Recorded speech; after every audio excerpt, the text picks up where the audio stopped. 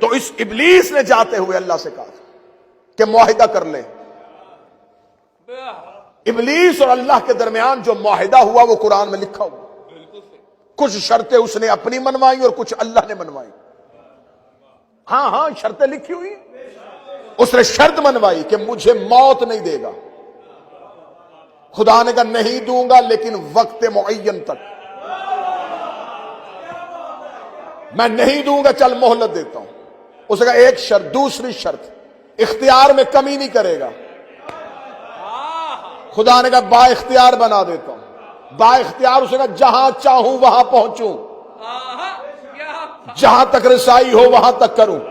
خدا نے کہا ایک شرط تیری اور ایک میری ہے، پہنچے گا لیکن مخلصین تک نہیں. اس نے کہا اگلی شرط ہے مجھے ہدایت کے رستے تک رسائی دے تاکہ بیٹھوں اور انسانیت کو گمراہ کروں.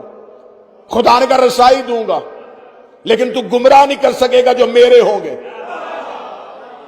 اب اللہ اور ابلیس کے درمیان معاہدہ ہو گیا. خدا نے پورا ایگریمنٹ قرآن میں لکھا ہوا کہ یہ شرطیں اس نے رکھی تھی اور یہ میں نے رکھی تھی.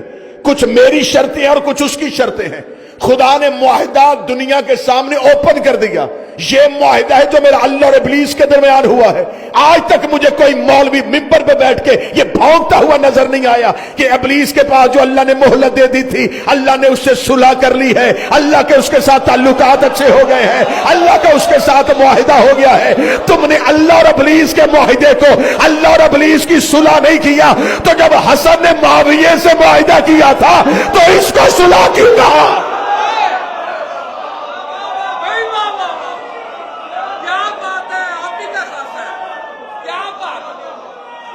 مولا حسین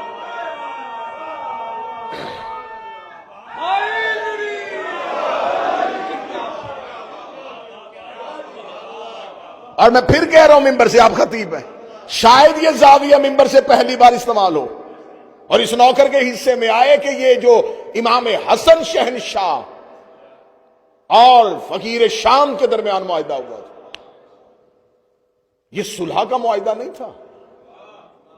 اگر اس معاہدے کو صلح کہو گے تو جو اللہ اور ابلیس کے درمیان ہوا. یقین کرو تم قرآن سے اللہ کی شرطیں دیکھ لو پھر تاریخ سے حسن کی شرطیں دیکھ لینا. شرطوں میں کوئی فرق نہیں ہے.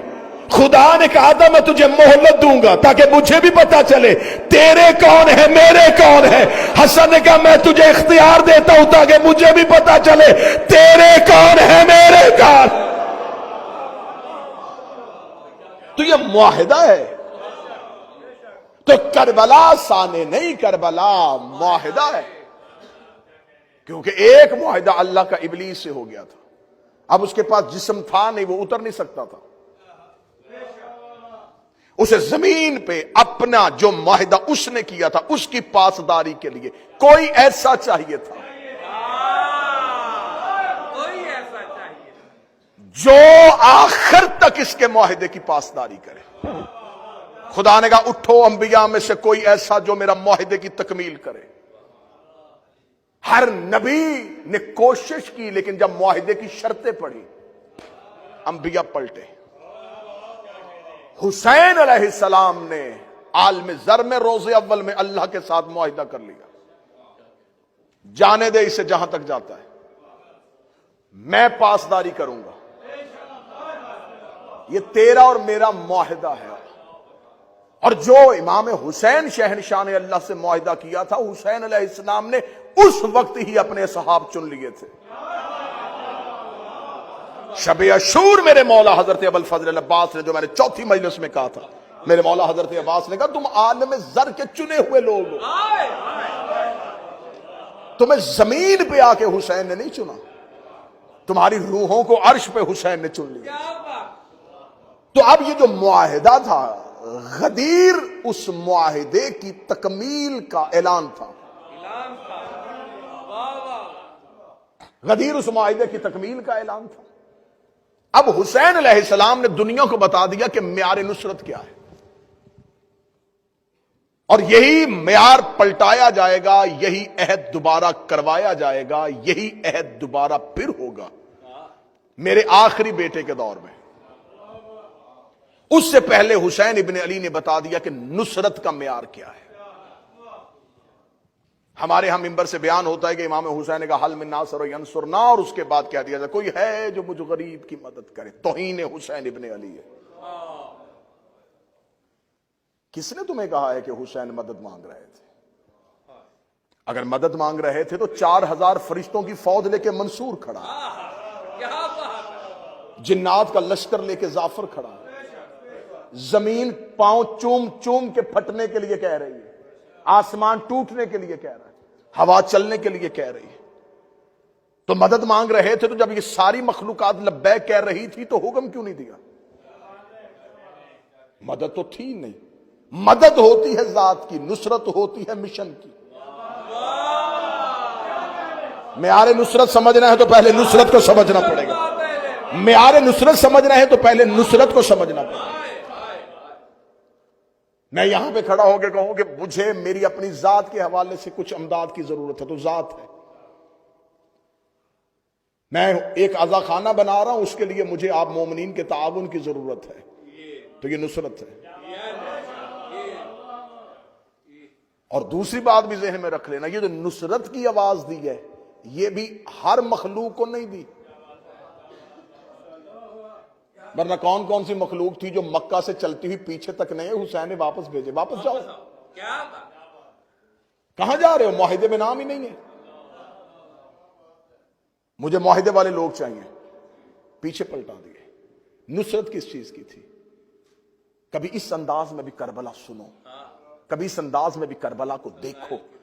بیان سر شہادت کی اگر تفسیر ہو جائے، مسلمانوں کا کعبہ روضہ شبیر ہو جائے.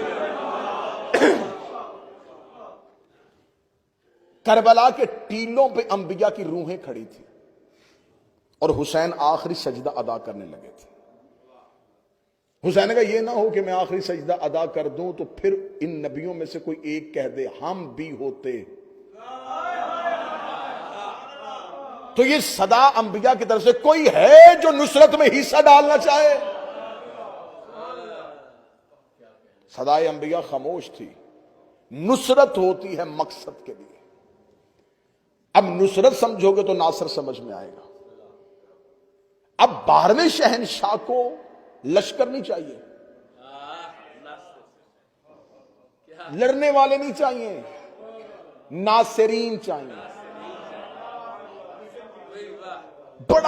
بڑا غلط طریقے سے کانسیپٹ پھیلایا جا رہا ہے، قوم تک پہنچایا جا رہا ہے.